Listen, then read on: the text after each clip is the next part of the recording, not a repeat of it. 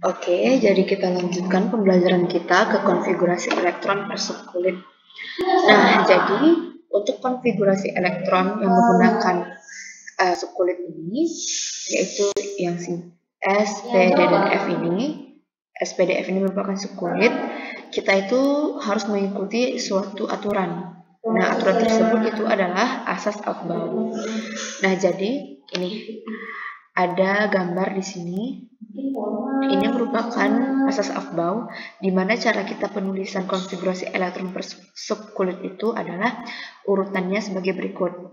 Dari S1S ini ke 2S, lalu ke 2P, 3S, 3P, 4S, lalu ke 3D, lalu ke 4P, dan seterusnya. Seperti itu. Jadi, tata cara penulisannya itu mengikuti alur yang telah dibuatkan oleh Aufbau seperti ini. Sehingga nanti jadinya cara penulisannya itu adalah seperti ini.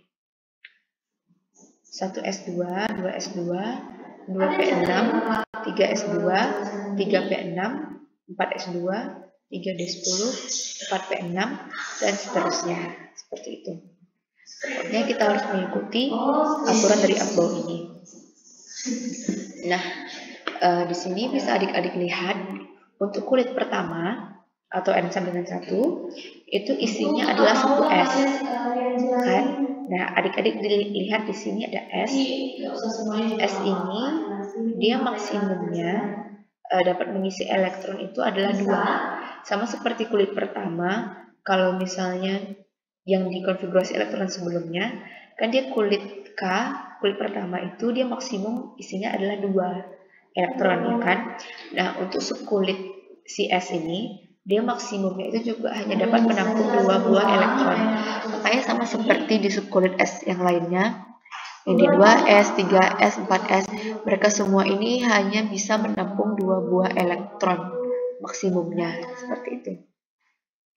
Nah, sementara untuk subkulit P itu maksimumnya adalah 6 buah elektron.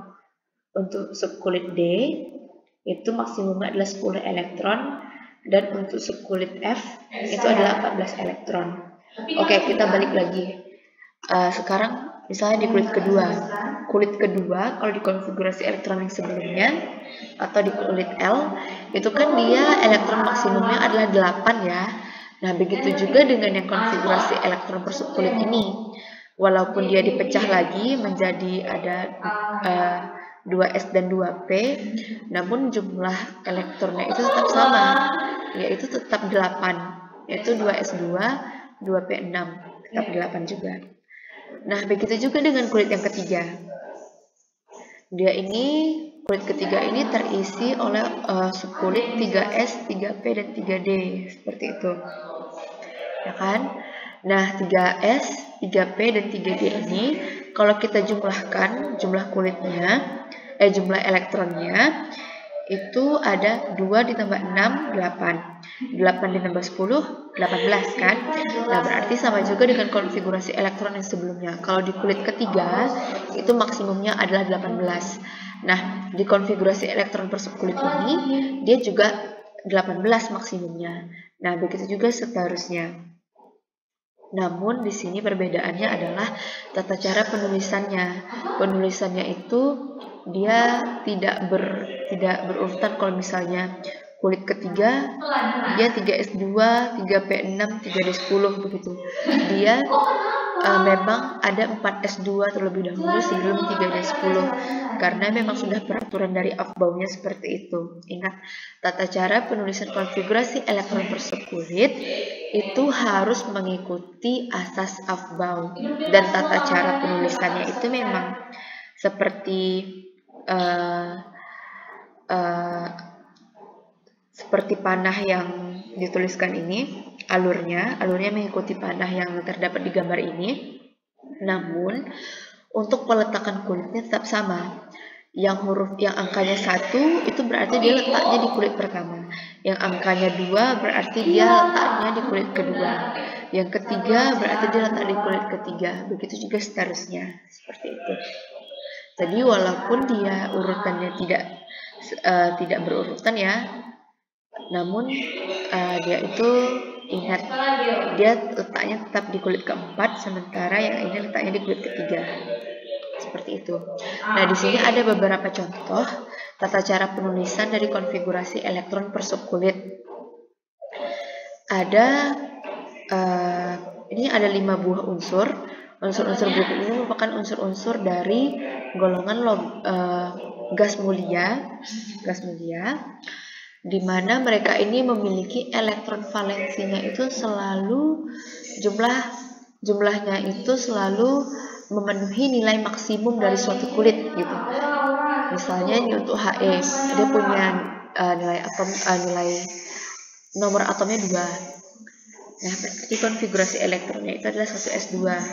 Kan konfigurasi elektron per subkulitnya adalah 1s2. Bagaimana dengan Ne? Ne ini dia kan punya nomor atomnya 10, ya kan? Berarti dia konfigurasi elektronnya itu kan 28 ya. Di kulit pertama itu ada 2 elektron, itu 1s2. Nah, di kulit keduanya ada 8 elektron, itu 2s2, 2p6. Ya kan, jumlah elektron valensinya pas 8 buah elektron, sesuai dengan jumlah maksimum elektron yang terdapat di kulit kedua, seperti itu. Lalu kita lihat di 18Ar, dia punya konfigurasi elektron di kulit pertama 1s2, di kulit kedua 2s2, 2p6, dan di kulit ketiga itu 3s2, 3p6. Nah, memang kulit ketiga itu kan maksimumnya 18 ya kan. Namun, karena dia elektron valensinya adalah 8, berarti kan sesuai dengan jumlah maksimum elektron di kulit sebelumnya ya kan. Nah, berarti dia itu memenuhi syarat untuk diletakkan di kulit Ar sebanyak 8 buah. Seperti itu. Lalu, di contoh berikutnya itu adalah Kr. Nah, Kr ini dia 36 nomor atomnya. Nah, sesuai juga dituliskan sesuai dengan konfigurasi elektron per subkulitnya. Nanti dia elektron valensinya berarti adalah 18. Nah, 18 ini kan sesuai dengan jumlah elektron maksimum di kulit ketiga kan, sementara dia sudah diletak di kulit keempat. Seperti itu. Nah, tapi dia memenuhi jumlah maksimum elektron daripada kulit sebelumnya. Seperti itu. Berarti dia stabil. Ya kan? Tidak lebih, tidak kurang. Nah, lalu untuk yang selanjutnya itu adalah Xe. Dia memiliki nomor atom 54, berarti dia memiliki jumlah elektron sebanyak 54 juga. Nah, dia ini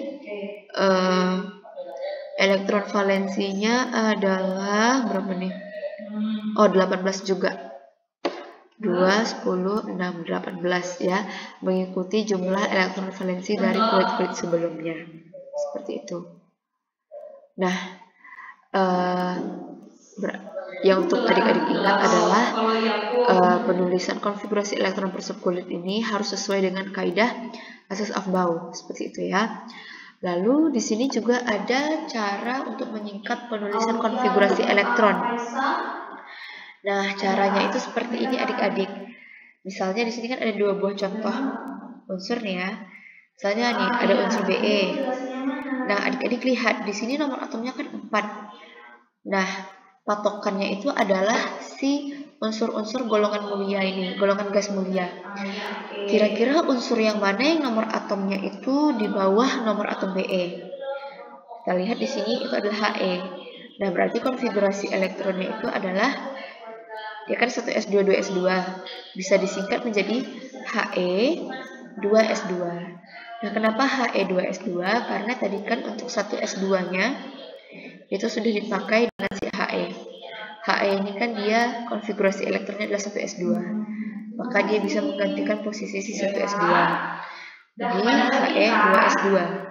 Nah, untuk yang 19K ini dia kan nomor atomnya 19 nih. Nah, adik-adik lihat kira-kira dari golongan unsur gas mulia ini yang mana yang nomor atomnya itu di bawah dari nomor atom K. Itu kan Ar nih ya, nomor atomnya 18. Berarti adik-adik bisa menuliskan konfigurasi elektronnya menjadi Ar karena sisanya ada 1 buah elektron, dituliskan di belakangnya 4s1. Nah, seperti itu penulisannya.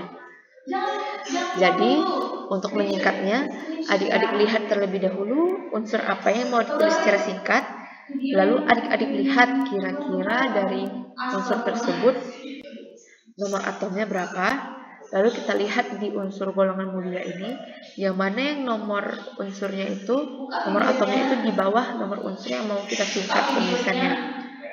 Nah, kalau udah dapat unsur itu yang kita letakkan di depannya, lalu sisa elektronnya kita tuliskan dengan bentuk subkulit seperti ini.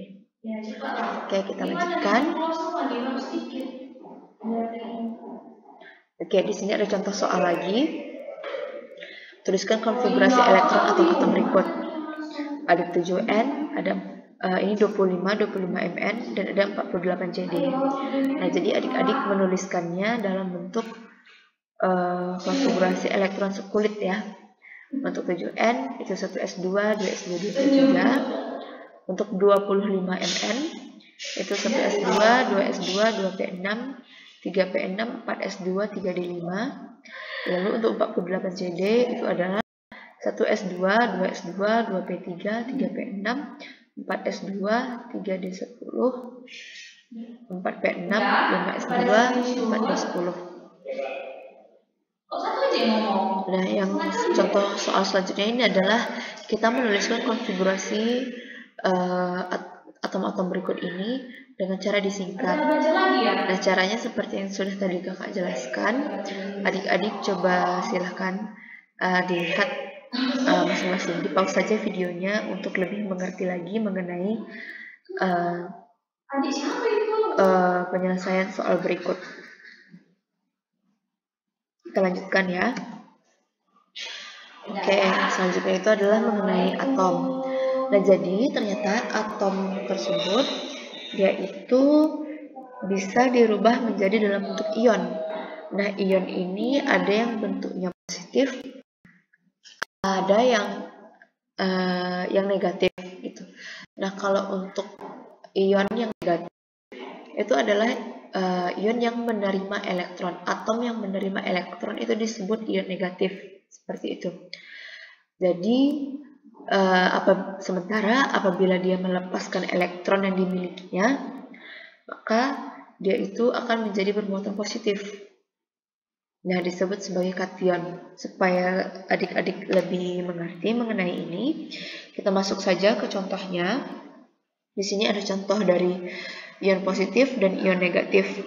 Untuk ion positif di sini adalah 19K+. Nah, ion K+ ini merupakan atom K yang bermuatan positif 1. Nih, karena positifnya ada 1, jadi positif 1. Sehingga artinya adalah atom K ini dia melepaskan satu buah elektron. Karena dia melepaskan satu buah elektron, dia melepaskan muatan negatifnya, maka dia menjadi positif, yaitu positif 1.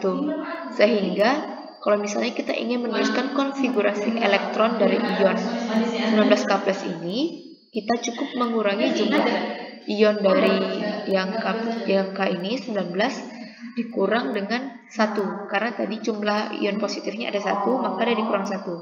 19 dikurang 1 berarti dia adalah 18. Nah, berarti adik-adik menuliskan konfigurasi elektronnya itu adalah 19K+ itu 1s2, 2s2, 2p6, 3s2, 3p6. Jumlah elektron dari setiap sub kulitnya ini apabila dijumlahkan adalah 18, seperti itu. Nah, bagaimana dengan yang ion bermuatan negatif atau anion? Contohnya itu adalah Br- ini tadi 35 Br-. Nah, ingat karena dia bermuatan negatif berarti dia menerima satu buah elektron. Kalau dia menerima satu buah elektron, berarti elektron yang dimiliki oleh ion Br- ini adalah 35, karena tadi dia merupakan nomor atom dari Br. 35 ditambah 1 elektron yang diterima tadi, sehingga jumlah elektron yang dimiliki oleh ion Br- itu adalah 36. Nah, maka konfigurasi elektron dari 35 Br- adalah 1s2, 2s2, 2p6, 3s2, 3p6, 4s2, 3d10, 4p6. Sehingga apabila adik-adik jumlahkan jumlah dari elektron yang terdapat di subkulit dari atom berikut ini, jumlahnya semuanya adalah 36. Seperti itu.